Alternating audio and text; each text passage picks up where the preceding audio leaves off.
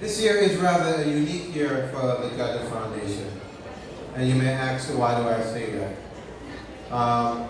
It was at New York Beth Israel Medical Center over 10 years ago that the JAHJAH Foundation was conceptualized. And they have always supported us through their CEO, Darryl Curry. And he sent me on a mission to Israel. And I came back fascinated to learn that most, if not all, of the ambulances in Israel are a result of donations from Israelis in the diaspora, most notably the United States. You know, since then, I have been on a mission to encourage Jamaicans in the diaspora to donate, and also friends of Jamaica in the diaspora to donate, so we too can have first responders with well-maintained working ambulances in Jamaica. It is no coincidence, while working at Jacobi Medical Center almost 10 years later, I was approached by another Israeli. He was a pre-med student that was circulated in the emergency room, and he said, you know, I'm going to be shadowing you because I'm interested in trauma, and when I be a physician, I want to do trauma, so I'm going to, follow you around. And he was following me around for about 6 months. I'm like, this is kind of odd. Now, this is a guy who went to Columbia, my alma mater, and I knew he had a lot of studying to do, as Dr. Jones would know me at Columbia. So I said, how does he find time to meet me at 12 o'clock at night, and then stay till 3, 4 o'clock in the morning, and he has class at 9 o'clock in the morning? How did he find the energy? And that was Sam Myers, sitting here at the table to the left. And he impressed on me, and he followed me around, and actually he wrote an article in one of the Israeli newspapers, and he said, I followed Dr. Dixon around in the emergency room, and I noticed that at certain times he was sitting at a computer, and he was looking to buy ambulances, and he publishes in the newspaper. And I called Sam, I was like hysterical, I'm like, Sam, what are you doing? If my children see that I'm walking in the ER trying to buy ambulances, what are you supposed to think? But anyway, so Sam at that point impressed on me. He says, you want to start up an EMS system in Jamaica? I said, yeah. And if anybody knows Sam, the next thing Sam says, all right, come on, let's do it. I'm like, Sam, you must be out of your mind. Okay? Then Sam started to tell me more about himself. He was a military medical paratrooper of a sort from a special unit in Israel called Unit 669, Black Hat.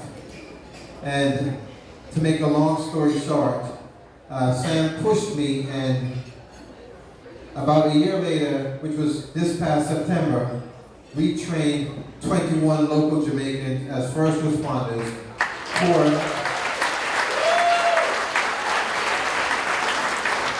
this was no easy feat, as Karen Shields and the team can tell you. We trained 20 local Jamaicans as first responders who are now waiting on ambulances to put their new gained knowledge and skills into action. From Jerusalem, Israel, I bring a message of partnership, empowerment, and promise. It's an honor to speak before you tonight, as you, turning up to this dinner, have made a choice. You've chosen not to ignore inequality and to embrace a better future for the people in Jamaica.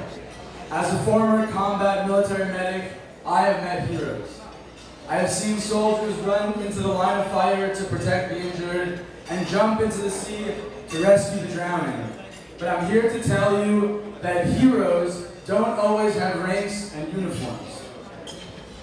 The badge of a hero exists solely in the value he or she holds in their heart and the causes they work diligently towards. A hero's badge exists in the heart. Today, the world needs heroes. Heroes who look beyond the comfort of their homes, whether it be in the Bronx, in Tel Aviv, in Garfield, New Jersey, and seek out those in need to be their heroes.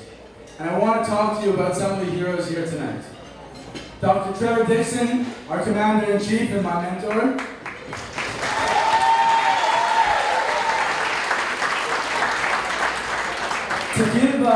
everyone here some context to tell you how a short little Israeli man came to meet the Jamaican-born stud.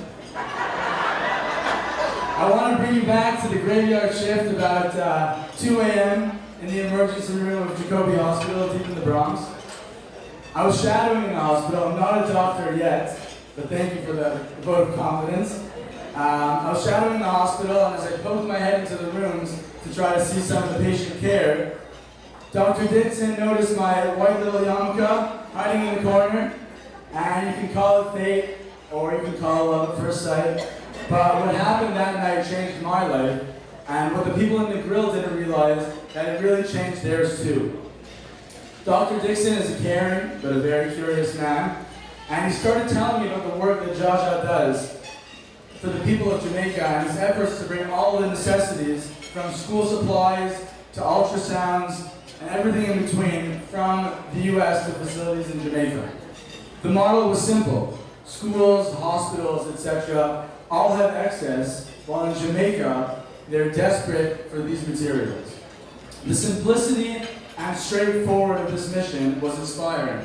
I was hooked, and I needed to get involved. As the night went on, Dr. Dixon told me about the emergency care system in Jamaica.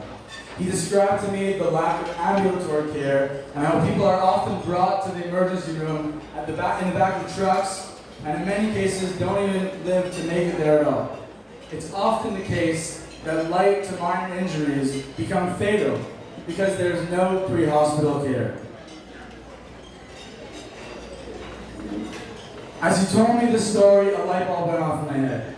As my team had recently been released from the military, many of my comrades who were experts in emergency care had served in wars and participated in countless rescue operations were now letting their expertise go to waste.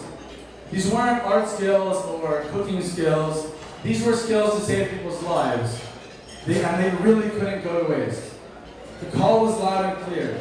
People were dying, and we had to do something about it.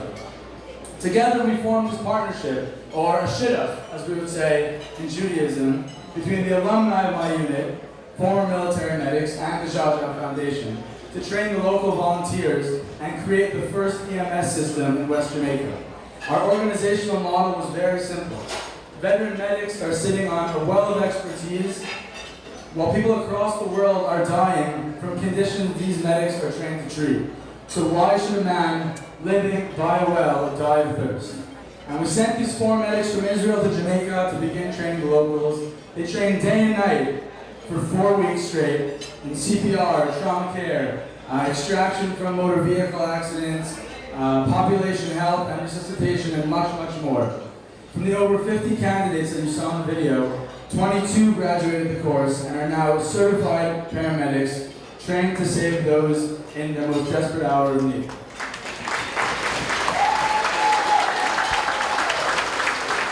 But the work here is not done, and here's where we come in. There are many heroes in this story, but in all of them, there's a common theme. They saw a problem, they saw something lacking in something or someone else, and they used the skills they had or the supplies that they could get their hands on to help, and that made all the difference. Ladies and gentlemen, tonight we ask you to join their ranks. I ask you to become our heroes. The trust you have in us is humbling, and the responsibility to continue to do this work is empowering. As you're making your donations, remember, a hero isn't measured by the badge on their shirt or the awards on their shelf. A hero's badge exists in the heart. Tonight, we need these heroes. I want to thank you very much. You guys are really inspiring. And please donate.